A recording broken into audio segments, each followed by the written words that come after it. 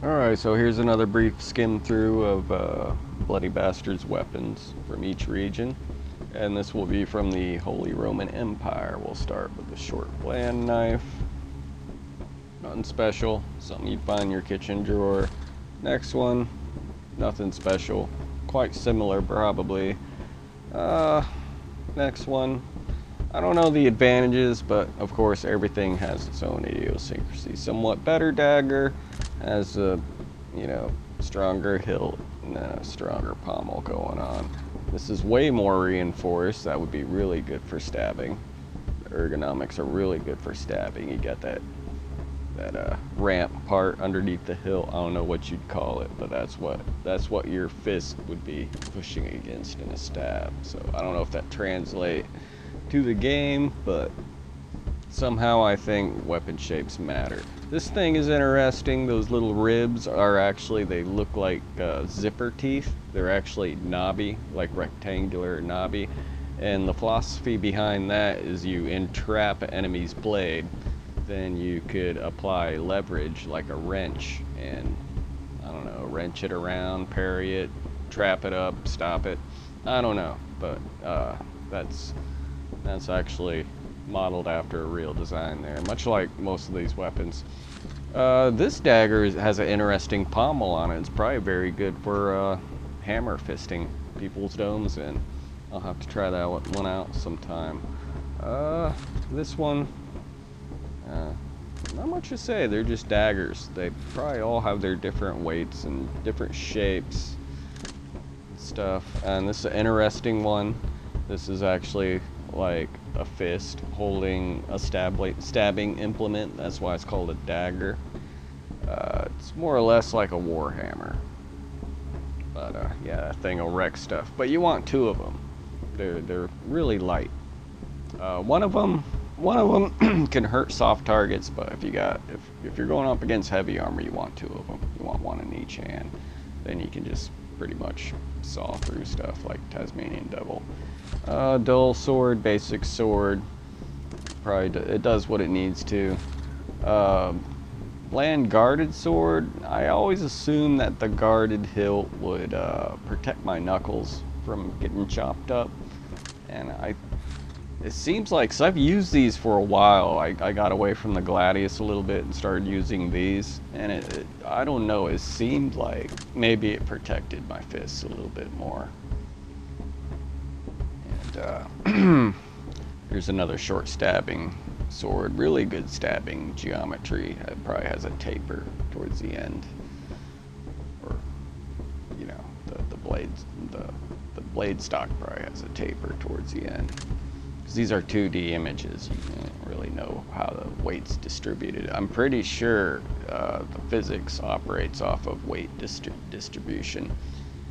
It just makes sense. It feels like that. The game feels like that. So you got these really pointy spire-like swords that are really good for stabbing here. Then you got this ugly curve here. It's an ugly sword, but it's actually very effective. The blades kind of drop forward. It's not a curve that you'd think the belly would be more towards the tip. That would just be aesthetically more pleasing, but that's pretty effective. Superior stabbing sword, a little bit longer, same idea. Heavy, tough swinging sword, and that has a lot of weight towards the end, kind of like a bolo machete. That's a really good sword for chopping. Not a lot of swords are really good for chopping, but that one's pretty decent. Then you got this other one that's more slender, probably has a little bit more weight to it. I'd say it like reminds me of, I don't know, let's keep moving on. Reinforced double-handed longsword. Now we're getting into the heavier stuff, and you can see that's quite a bit more dots of weight. I'm gonna take a wild guess that dots are maybe pounds. Represent, pounds, like this weighs 6 pounds. Does that sound realistic? I don't know, I'll have to look up actual sword recreations, like historically accurate swords, see how much they weigh. 6 pounds sounds about right. I don't know, probably a little bit heavier. Hilton long double-handed. Long sword, same idea, but with that big guard in front of your knuckles, which is nice. Imposing double-handed great sword, a much larger hilt on it. And I would imagine the hilts, the hit detection works for the hilts too, so that probably helps hem stuff up and keep stuff off your hands. Imposing wavy double-handed sword, I think that's called like a Flamberg. I don't know how to pronounce. It's probably pronounced with like a heavy accent, but has those. The blade is forged in like this wavy, snaky pattern, kind of like serrations.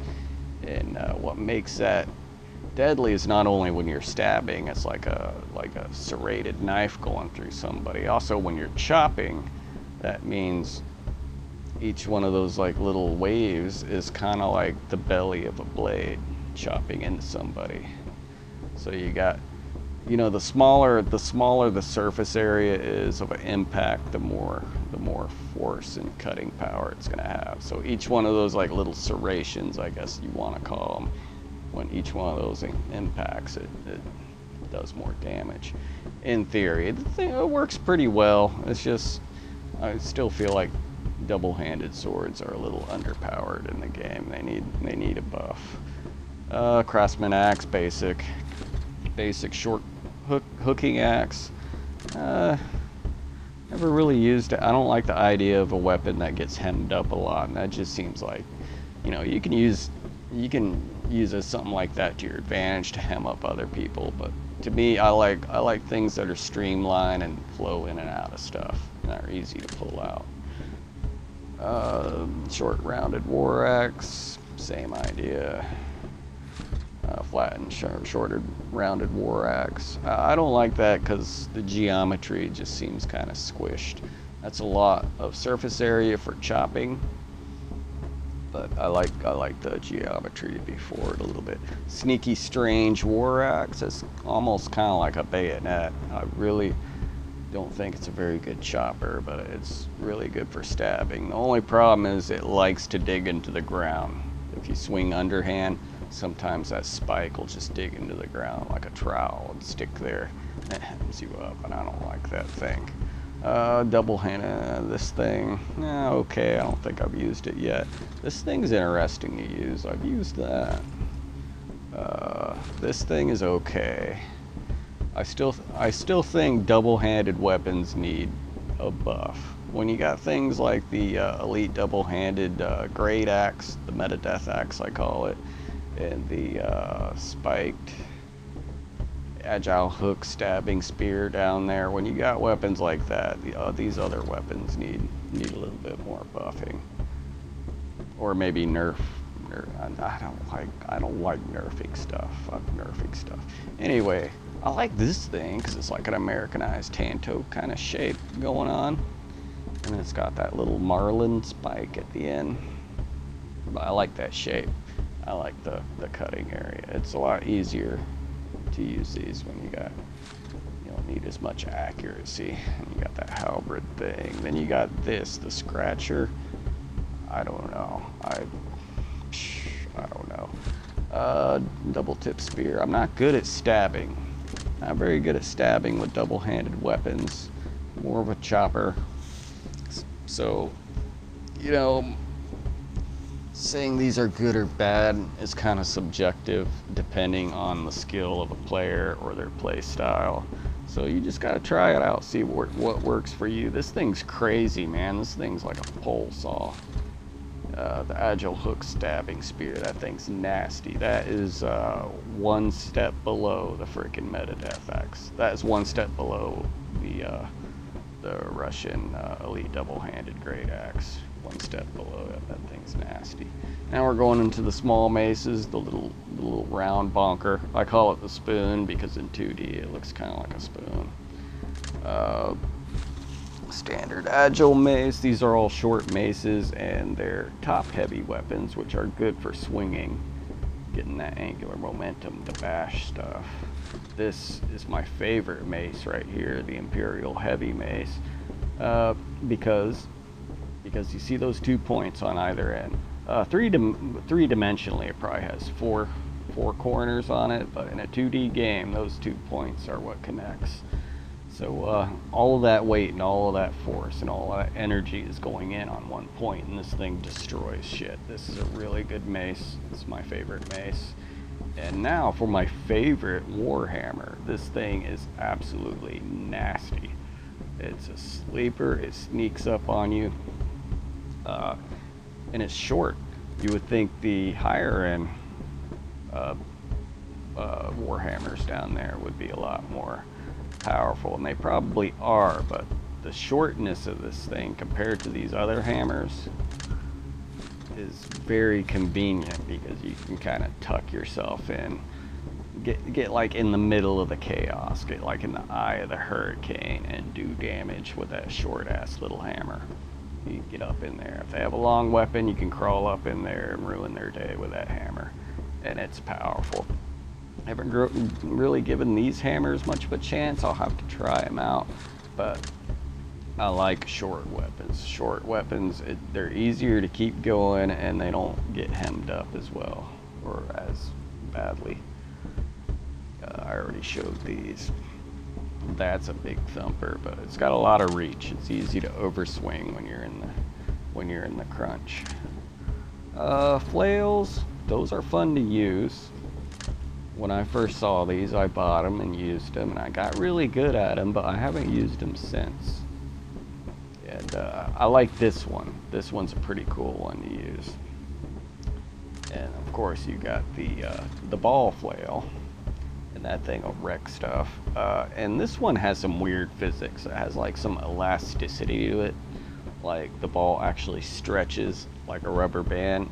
You got to get used to using it, and you got to have a lot of accuracy, a lot of time, and a lot of room to use it.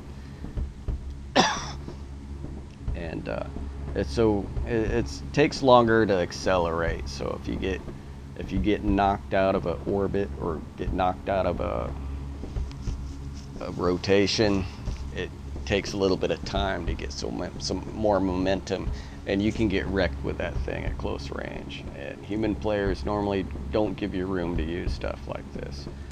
But what you can do with that is you can swing it behind somebody and snap it back so the ball hits them in the back of the head. It reminds me a lot of the, in Legend of Zelda: Link to the Past, the guards that would have the ball and chain. That's what that reminds me of. It has that stretch. A sledgehammer, basically. I think I've used that. Some of these are frustrating because they require a lot of accuracy to hit with that head. Something like this is a lot easier to use because there's a lot more area to strike with.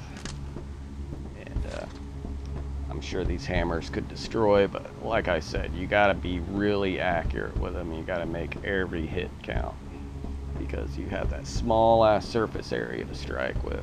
Now, a one-handed weapon's easier because you can just keep juicing, keep swinging it vigorously, but it takes more time to swing these, so you gotta make each shot count. This thing is the weirdest shit in the world, but if you're actually accurate with that and you hit somebody with that little ball, it does a lot of damage because it's basically like a pickaxe. And you can see it's kind of like designed where the radius of the swing, all that kinetic energy from that structure there goes right into your impact point. So that's an interesting one. Anyway, that was the Holy Roman Empire weapons. Home to some of my favorite weapons in the game. Anyway, I'll be doing the Russian campaign here